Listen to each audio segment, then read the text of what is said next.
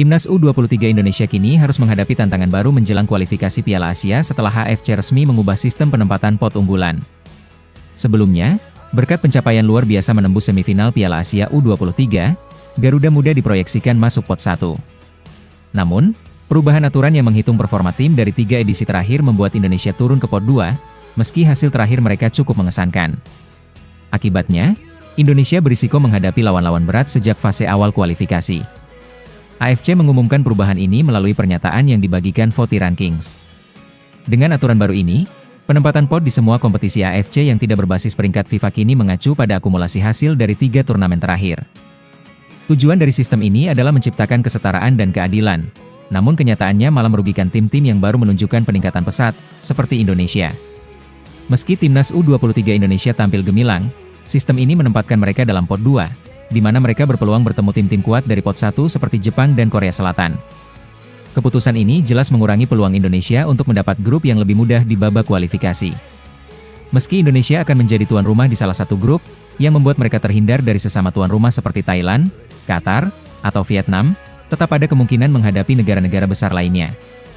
Ini tentu menjadi ujian berat bagi pelatih baru, Gerald van den Burg, yang dihadapkan pada tantangan untuk membawa tim lolos ke putaran final Piala Asia U23 2026. Format kualifikasi sendiri sangat ketat, hanya juara dari masing-masing 10 grup yang lolos otomatis, ditambah 5 runner-up terbaik yang akan melaju ke putaran final. Artinya, satu pertandingan melawan tim kuat bisa menjadi penentu apakah Indonesia akan lolos langsung atau harus bersaing melalui klasemen runner-up.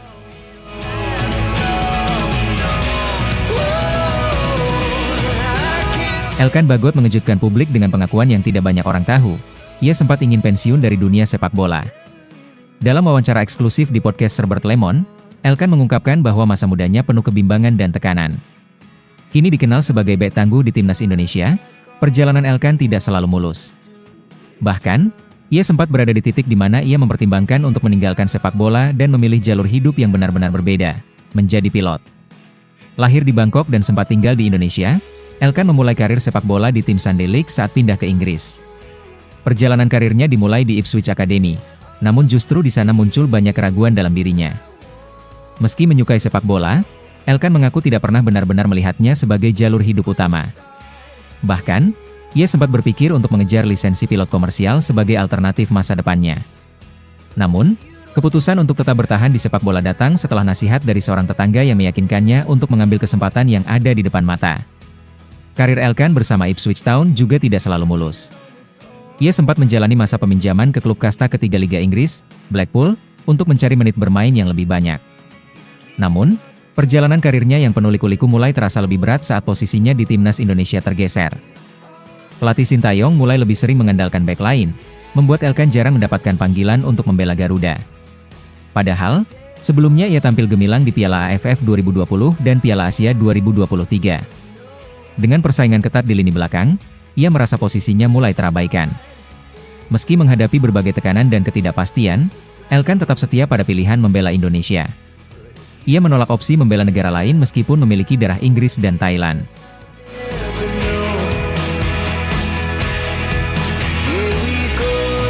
Nova Arianto baru-baru ini membagikan gambaran besar mengenai persiapan timnya menjelang Piala Dunia U17 yang akan digelar pada 2025. Dalam pernyataannya, Nova mengungkapkan bahwa ia telah menyerahkan roadmap lengkap kepada PSSI sebagai panduan utama untuk membentuk dan mematangkan skuad Garuda Asia. Meski waktu menuju turnamen masih cukup panjang, Nova menekankan bahwa pemusatan latihan menjadi kunci untuk memastikan para pemain siap menghadapi kompetisi besar tersebut. Namun, ia juga menambahkan bahwa pihaknya masih menunggu tanggapan serta revisi dari federasi sebelum langkah konkret bisa dijalankan. Salah satu rencana besar yang diajukan oleh Nova adalah pemusatan latihan di luar negeri.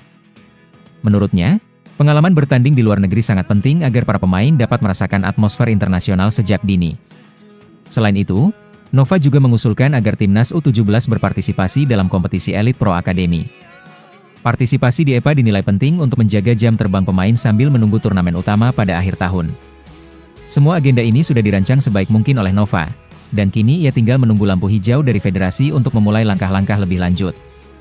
Walaupun segala sesuatunya masih dalam tahap perencanaan, semangat Nova untuk membawa timnas U17 Indonesia berprestasi sangat tinggi. Ia menyadari bahwa Piala Dunia U17 kali ini berbeda dengan edisi sebelumnya, karena Indonesia lolos melalui jalur kualifikasi, bukan sebagai tuan rumah. Hal ini menjadi kebanggaan tersendiri bagi Nova, yang melihatnya sebagai bukti nyata adanya peningkatan kualitas di tim muda Indonesia. Nova menegaskan bahwa pencapaian ini harus dimanfaatkan dengan sebaik-baiknya sebagai batu loncatan untuk membawa tim ke level yang lebih tinggi.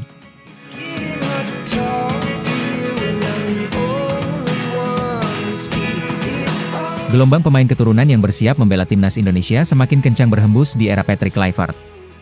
Sebanyak 5 nama kini menjadi sorotan utama dalam strategi besar PSSI.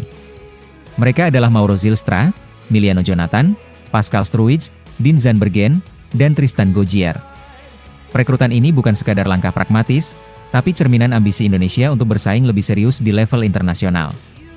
Nama-nama tersebut dinilai punya kapasitas untuk langsung bersaing di level tertinggi Asia, bahkan berkontribusi di panggung dunia. Patrick Kluivert, dengan jaringan luasnya di Eropa, tidak tinggal diam. Ia aktif mendekati langsung para pemain potensial, seperti saat ia bertolak ke Inggris untuk menemui Pascal Struijk secara personal. Miliano Jonathan juga dikabarkan menunjukkan ketertarikan kuat terhadap proyek ini. Pendekatan yang bersifat kekeluargaan dan jangka panjang menjadi kunci dalam meyakinkan para pemain diaspora. Cara ini lebih dari sekadar diplomasi. Ini adalah strategi cerdas yang mengedepankan hubungan emosional, identitas, dan visi besar sepak bola Indonesia. Dari sisi teknis, Kluivert membawa visi permainan yang berbeda dari pendahulunya.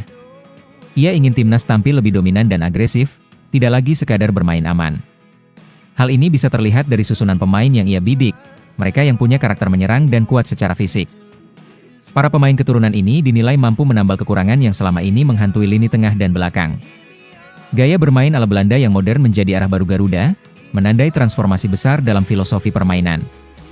Kehadiran 5 pemain diaspora ini juga membuka banyak kemungkinan dari sisi taktik. Kluivert kini punya opsi lebih kaya, bisa bermain cepat, menyerang lewat sayap, atau menekan lawan sejak awal. Kedalaman skuad pun meningkat drastis, memberikan ruang eksperimen yang sebelumnya terbatas.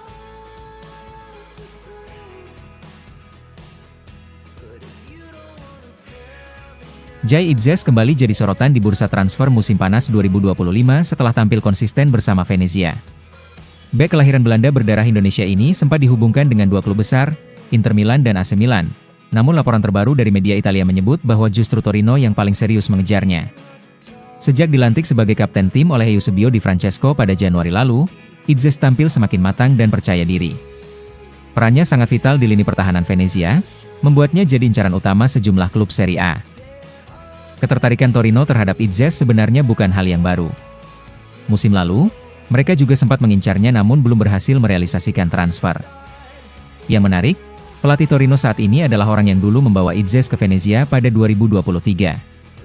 Chemistry yang sudah terbangun menjadi salah satu alasan kenapa Torino kembali memprioritaskan transfer ini. Bahkan, direktur olahraga mereka, David Fagnati, dilaporkan memantau langsung aksi Itzes dalam pertandingan bulan April lalu, tanda bahwa negosiasi bisa segera dimulai. Meski Torino jadi yang terdepan, bukan berarti mereka tanpa saingan. Klub-klub seperti Genoa dan Bologna juga mengawasi situasi sang pemain dengan cermat. Genoa siap bergerak jika kehilangan Conny de Winter, sementara Bologna menganggap Itzes sebagai kandidat ideal pengganti Sam Beukema.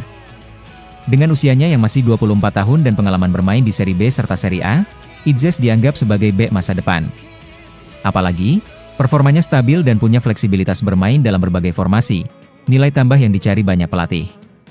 Tak hanya klub papan tengah, Juventus pun sempat memonitor perkembangan Itzes pada bursa transfer musim dingin lalu. Fakta ini membuktikan bahwa kualitasnya telah lama diperhatikan oleh klub-klub elit. Jika transfer ke Torino benar-benar terjadi, langkah tersebut bisa jadi batu loncatan penting dalam karirnya.